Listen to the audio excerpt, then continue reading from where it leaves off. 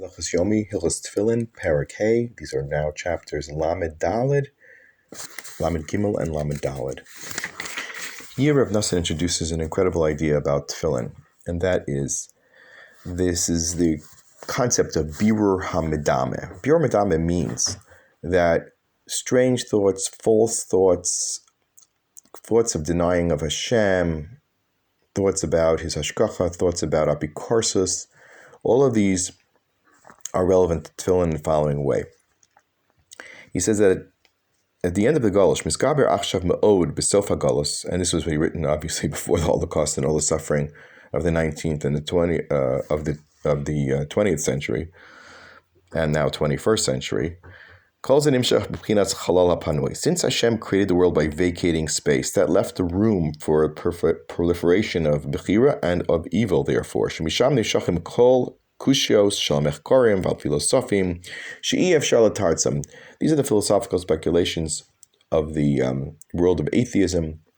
This has its roots back in Yavan, in Greece, where they not only focused on the physical sciences but also philosophy, and came to conclusions that were very much Keneged Torah and did not include the concept of Hashgacha Pratis or Hashgacha at all, for that matter. Certainly not Bechira and Din V'Cheshbon. All these false ideas need to be rectified and clarified, and that's called Birur HaMedame. Your imagination has to be, woken up from this false dream that a person is in, that Hashem is not the mashkiach and supervisor of all that goes on in the world, and its primary moving force. These are known as kfiros, as Rabbeinu said. These are kfiros of the Chol HaPanui. This is where the concept of a Yetzer Hara comes into the world.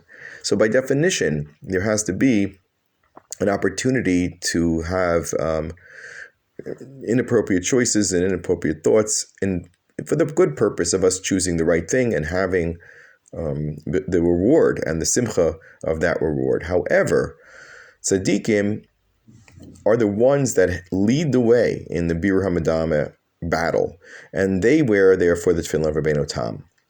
Rabbeinu Tam is the mindset of the tzaddikim, and that mindset limits the kfira of these thoughts of the bir that cloud us, ulahamtika din sham, and that therefore creates a circumstance for dinim. The reason for that is because since a person has now bechira, can choose, then he's liable for reward, but he's also liable for punishment, and therefore these sins are relevant to the concept of the Chol HaPanui, where man receives free will.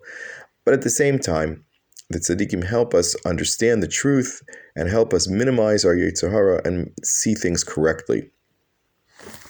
And this, he says, is the ma'abarta of the tefillin, where the ritzuos, where the straps of the tefillin enter, which represent and pass through. That is considered a constant renewal. Think about it as a reel of film back in the old days. So that passing through a loop of the tefillin itself gives it a rejuvenation and a clarification of emunah. And he quotes the Zohar on this, B'chinas mati v'lo mati, in the Zohar, which is also called the aspect of lachsos b'noam Hashem u'levakar b'heicholo, to be literally in the palace of the king in terms of your mindset. Shabikesh David HaMelech alav shalom kol yomav.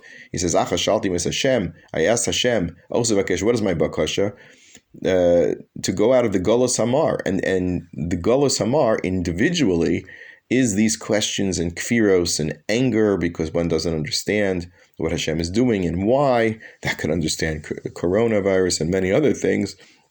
We have to understand that it's really a chesed for us, and only the tzaddikim gemurim really, really understand this, and therefore they help us be sovel, the kishui leida mamish, these pangs of birth that we are going through, which Rav Nosson has explained, as I said, is the chevle leida, is because the Satan does not want the birth of the Mashiach, of the Messianic era, of the Or Rishon, and therefore he sends these horrific pains, which are all attempting to create a nefel, to destroy the leida and challenge its very life. However, this also explains the idea of tefillin being written on the skin of a behemoth Torah, as it's brought down in Shulchan Aruch Orach Chaim Lamed Beis, or he explains here based on the teachings of the Ari HaKadosh and Sefer Eitz Chaim in the introduction to Shar Chashmal, where it speaks about Ha'or v'Hachashmal. It speaks about the idea of skin and electricity. This goes back to the idea that Adam Rishon was born with a very refined body that was electric, literally, and energetic, in like almost an energy field. But because of the sin, we were draped with the ore of the nachash, which is the physical human body that we're stuck with and that we battle with in order to achieve reward and tikkun. And that's why tefillin has to be there, because or represents the outer garments, bechinas chitzonios to chitzonios, bechinas katnus to katnus, and therefore we have the challenge of katnus hamochim, and we therefore raise the dull animal skin, and we can make it conform into the shape of tefillin. And that brings us to the higher das, the das of David HaMelech, who was the fourth regel of the Merkava, who recognized Hashem and understand and live through all his trials and tribulations with perfect faith, and therefore he's zochet to represent the shin of tefillin, which is the fourth leg of the Merkava of Av Mitzik and Yaakov.